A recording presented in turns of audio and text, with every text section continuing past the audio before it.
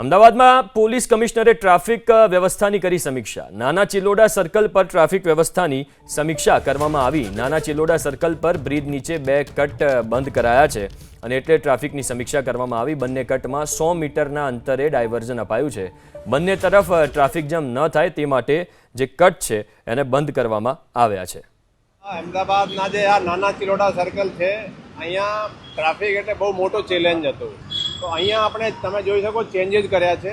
અહીંયા અમુક જગ્યાએ બંધ કરીને આગળથી બસ 1-1.5 કિલોમીટરનો ડાયવર્ઝન આપ્યું છે। જે સર્વિસ રોડથી વ્હીકલ સીધા જતા હતા એને આપણે થોડું ડાયવર્ઝન આપ્યું છે અને અહીંયા ખૂબ જ સ્મૂથ થઈ ગયા છે।